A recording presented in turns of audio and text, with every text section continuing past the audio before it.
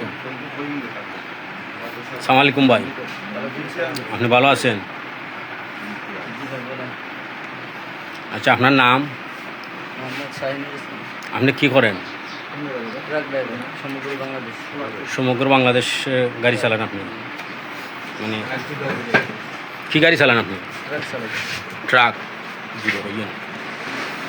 আচ্ছা, শুনলাম আজকে আপনার গাড়ি থেকে কিছু মাল চুরি কাটটা নিছে কি, এটা কিভাবে ঘটনাটা ঘটছে আপনি একটু বলেন তো। আমি দিনাজপুর থেকে চাউল নিয়ে আসতেছিলাম। জুড়ে মন জুড়ে দিনাজপুর থেকে চাউল নিয়ে আসতেছিলাম, আসতে পথে আপনার আশুগঞ্জ গোলচত্র ওইখানে রাস্তার কাজ চলতেছে, ওইখানে কিছু টোকাই উঠে মাল কাটে সিন্ডিকেট।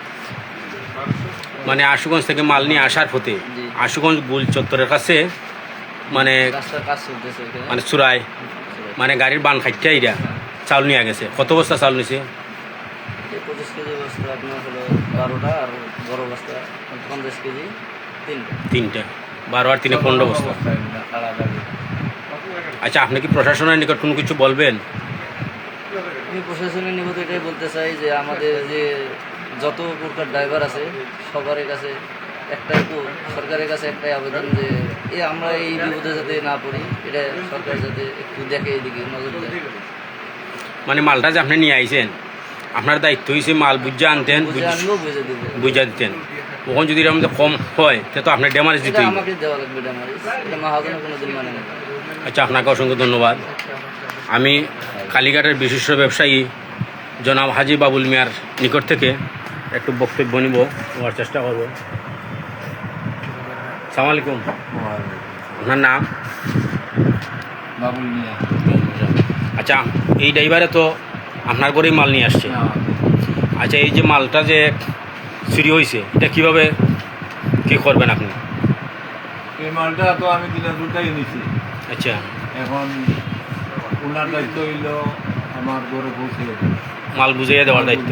এখন ঘটনা হলো আমি হয়তো 2-4 হাজার টাকা গাড়ি হিসেবে লাভ করব, কিন্তু ওনার মাল নিয়ে নিচে 12 আর 3 হাজার, 12 আর 3 15 বস্তা। 15 বস্তা করে 30-40 তো উনি কীভাবে মালটা নিয়ে আমার এখানে পৌঁছে দেবে?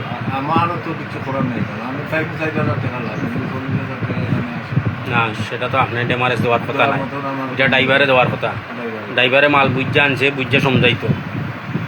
আচ্ছা, আপনি কি প্রশাসনের নিকট কোনো কিছু বলবেন? আমি এটাই বলতে চাচ্ছি যে বাংলাদেশের প্রধানমন্ত্রী এবং স্বরাষ্ট্রমন্ত্রী এবং আমাদের সিলেটে হাসনের বাণিজ্য মন্ত্রী, আমি বিশেষ করে অনুরোধ করব যে আমরা এইভাবে একজন আরেকজনের সাথে জড়িত, ট্রাক ড্রাইভার না হলে আমরা চলতে পারবো না, আমরা না হলে ওরা চলতে পারবো না।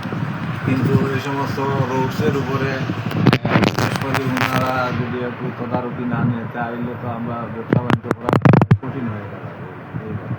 মানে আপনি প্রশাসনের নিকট জোর দাবি জানাইছেন যে এই রাস্তার মধ্যে মাল নিয়ে আসার পথে এই যে মালের বান খাটিয়া, তেরফাল খাটিয়া মালগুলা চুরি হয়ে যায়, মানে এটা জরুরি একটা পদক্ষেপ নেওয়ার জন্য আপনি প্রশাসনের নিকট আবেদন জানাচ্ছেন। এবং এই বিষয়টা এখানে সোনারুগা, সাতটাগঞ্জ, মাধবপুর, ভৈরব, আশুগঞ্জ এই এরিয়াতে বেশিরভাগ। এই এরিয়াতে আমি মনে করি নজরদারি এখানে প্রশাসনিক বিশেষ প্রয়োজন। আচ্ছা, আপনাকে অসংখ্য ধন্যবাদ।